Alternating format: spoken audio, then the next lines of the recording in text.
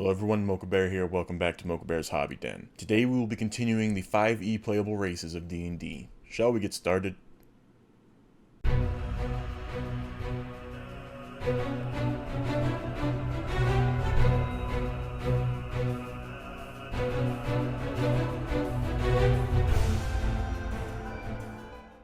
Well, it has been a very busy week for me. As you can tell, looking behind me, some things are missing or in different places. I am moving, and this is going to be the final episode on this channel in the current den. I am relocating to a new den, and hopefully I'll be set up in time to be able to get the next episode recorded and up for you all before it's due. We'll see what happens. Today is a little different for the 5e races, as you can tell by the title and the thumbnail. This is the sub-races for Tieflings. Now, they were only in Mordenkainen's Tome of Foes, which has been heavily and mostly replaced with Mordenkainen's Monsters of the Multiverse. The only thing that wasn't transferred over were the sub-races for Tieflings. We'll be able to knock that out in one episode, in this episode actually. Unfortunately, the PDFs that I did have access to without downloading were very small, and all the others wanted me to download. I don't download PDFs typically, unless it's something I really trust. But here, Mordenkainen's Tome of Foes, all about the Tiefling subraces. So you have the bloodline of Asmodeus, which is the default Tiefling, which is the one that I showed you in the player's handbook. So we are going to skip past that. The bloodline of Balzibel, no idea how to pronounce most of these names, so you're gonna have to bear with me. But the crumbling realm of Maladomini is ruled by Balzibel, who excels at corrupting those whose minor sins can be transformed into acts of damnation. Tieflings linked to this archdevil can corrupt others both physically and psychically. So you do keep your +2 charisma that you get from the base Tiefling. And with this subrace option, you also get the intelligence increase of 1. However, your infernal legacy is replaced by a legacy of Maladomini? Whatever. Gesundheit. There we go. You know the thaumaturgy cantrip. Once you reach 3rd level, you can cast the Ray of Sickness spell once as a 2nd level spell. Once you reach 5th level, you can also cast the Crown of Madness spell once. You must finish a long rest to cast these spells again with this trait. Charisma is your spell casting ability for these spells. Bloodline of Dispater. The great city of Dis occupies most of Hell's 2nd layer. It is a place where secrets are uncovered and shared with the highest bidder, making Tieflings tied to Dispater excellent spies and infiltrators. Ability score increase. You get a +1 to dexterity, including your default +2 charisma. Legacy of Dis, or D's, calm yourself. I know what you want to say, I almost said it. Got him! You know the thaumaturgy cantrip. Once you reach 3rd level, you can cast a disguise self spell once as a 2nd level spell. Once you reach 5th level, you can also cast a detect thoughts spell once.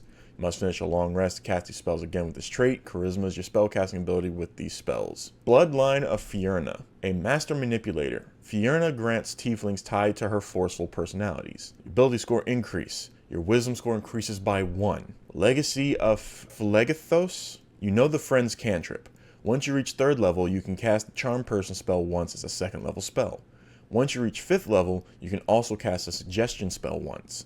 You must finish a long rest to cast these again with this trait. Charisma is spellcasting ability. Bloodline of Glazia. Glazia, Hell's criminal mastermind, grants her Tieflings magic that is useful for committing heists. So, recommended for rogues. Ability score increase. Dexterity score gets a +1. Legacy of Malbolg. You know the minor illusion cantrip. Once you reach 3rd level, you can cast a disguise self spell once as a 2nd level spell.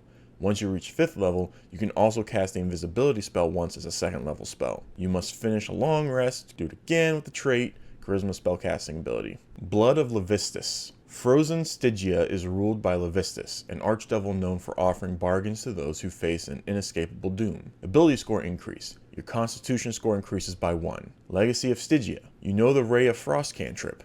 Once you reach 3rd level, you can cast the Armor of Agathis spell once as a 2nd level spell. A clutch spell, mind you. Once you reach 5th level, you can also cast the Darkness spell once. Again, finish a long rest, cast with this trait. Charisma is your spellcasting ability. Bloodline of Mammon. The great miser Mammon loves coin above all else. Tieflings tied to him excel at gathering and safeguarding wealth. Ability score increase. Your intelligence score increases by 1. Legacy of Minoras. You know the Mage Hand cantrip. Once you reach 3rd level, you can cast the Tensor's Floating Disc spell once as a 2nd level spell. Once you reach 5th level, you can also cast the Arcane Lock spell once. Again, long rest, use trait, charisma is your spellcasting ability. Bloodline of Mephistopheles. In the frozen realm of Cania, Mephistopheles offers arcane power to those who entreat with him. Tieflings linked to him master some arcane magic. The ability score increase. Intelligence score increases by 1. Legacy of Cania, or Cania. You know the Mage Hand cantrip. Once you reach 3rd level, you can cast the Burning Hand spell once as a 2nd level spell. Once you reach 5th level, you can also cast the Flame Blade spell once as a 3rd level spell. And again, finish long rest uses trait, charisma is your spellcasting ability. Bloodline of Zariel.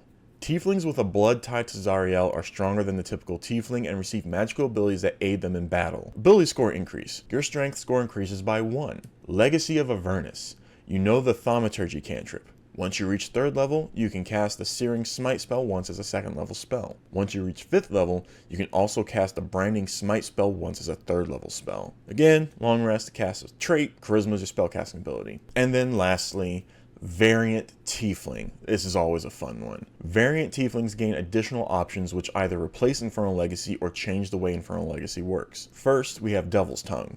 You know the Vicious Mockery cantrip.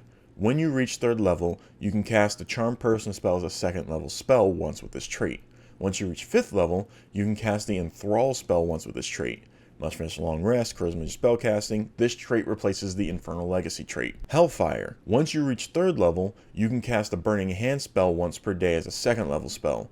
This trait replaces the Hellish Rebuke spell of the Infernal Legacy trait. And lastly, Winged. You have bat-like wings sprouting from your shoulder blades.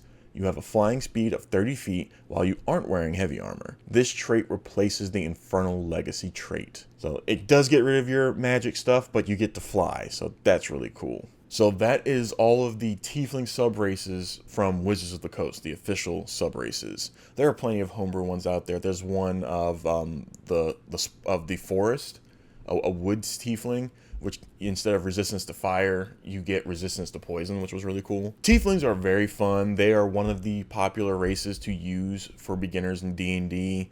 Even for veterans, they have a cool concept and really cool lore to go with. Really short, sweet, simple episode. The next episode of the 5e playable races, we will be jumping into Mordenkainen's Monsters of the Multiverse, because most of all the races from all the other books are in there.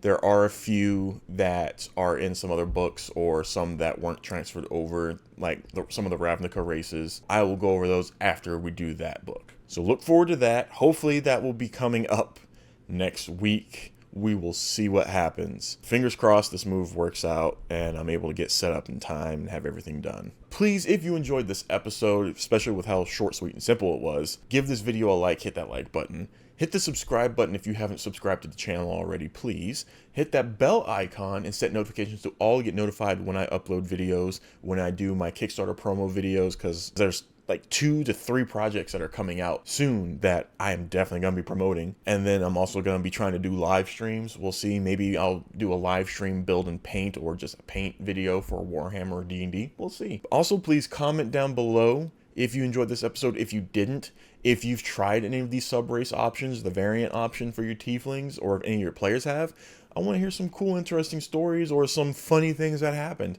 I'd like to, I really love hearing people's stories. It's fun. And then lastly, share this video, share the playlist, please, because there are a lot of people out there that are thinking about trying to D&D, but when they hear there's multiple races, they're like, oh God, I don't know. Oh, there's multiple books. I don't want to have to go to all these books. Bring them here. They can come here and learn all about them from me. But I'm going to go ahead and end it there. Otherwise, I will continue to go on, and we're keeping this video short. And I need to get back to packing.